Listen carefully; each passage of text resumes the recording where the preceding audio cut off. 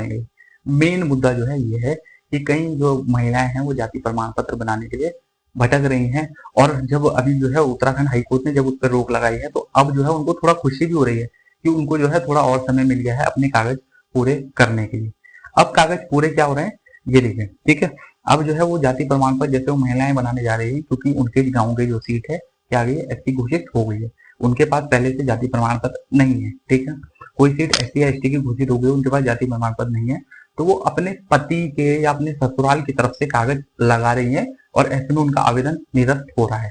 तो मैं आपको एक चीज क्लियर कर दूं, एक चीज स्पष्ट कर दूं कि लड़की की जो शादी होती है, लड़की का जो भी कास्ट देखी जाती है या उसकी जाति देखी जाती है, वो उसके पति की तरफ से नहीं, उसके पिता के थ्रू देखी जाती है। यानी कि उसके पिता की जो भी कास्ट होगी वही उसकी कास्ट मान्य होगी। तो यदि कोई भी आवेदन अपना कर रहा है चुनाव के लिए, या चुनाव से पहले जल्दी चाह रहा है कि मेरे कागज जल्दी बन के आ जाए, तो यदि जल्दी चाहते हैं तो आप अपने कागज बिल्कुल सही लगाएं, और अपने पिता के तरफ वाले कागज लगाएं, पति के तरफ वाले नहीं, क्योंकि जो जाति प्रमाण पत्र बनता है वो पिता की ही जाति देखकर बनता है, पति की नहीं। पति आपके कोई भी हो सकते हैं, पति आपके जनरल कास्ट के हो सकते हैं, ओबीसी कास्ट के हो सकते हैं, लेकिन जाति जो है आपके पिता की तरफ से गिनी जाएगी। तो इसलिए ये ध्यान रखिएगा, यदि आप कागज बनाने जा रहे होंगे उत्तराखंड में किसी भी जगह, तो उसमें जो है अपने पिता के तरफ की जो खाता खतौनी होगी, फरद होगी, बंदोबस्त होगा, पुस्तनामा होगा, परिवार रजिस्ट्री की नकल होगी, तो वो अपने पिता की तरफ से लगाइए। आपका जो जाति प्रमाण पत्र है वो तुरंत बन जाएगा और जल्दी बन जाएगा, ठीक है। तो ये ध्यान रखिएगा, कभी जो जाति होगी वो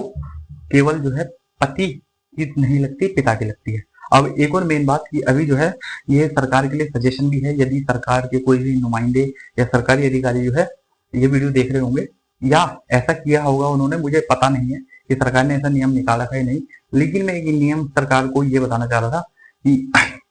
अगर जो है सरकार ने किसी को जो है प्रधान या क्षेत्र पंचायत, जिला पंचायत की जो सीटें निकाली हैं सभी के लिए, ठीक है, सीटें निकाली है, तो उन लोगों से जो है सरकार ने भी एक उत्तराखंड में कानून लागू किया है, यूसीसी यानी कि समान नागरिक संहिता, जिसके तहत विवाह पंजीकरण 26 जुलाई 2025 तक सरकार ने फ्री किए हैं। यानी कि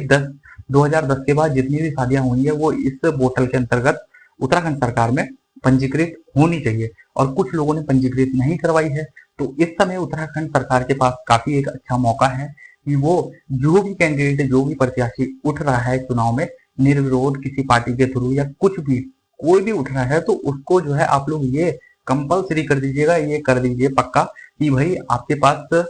जो है यूसीसी के तहत जो मैरिज सर्टिफिकेट होगा, जिनकी भी 2010 के बाद शादी होगी उनके लिए केवल, है ना, कि भाई जिनके पास मैरिज सर्टिफिकेट होगा केवल वो ही आवेदन करने के लिए मान्य होगा, चाहे वो प्रधान के लिए करे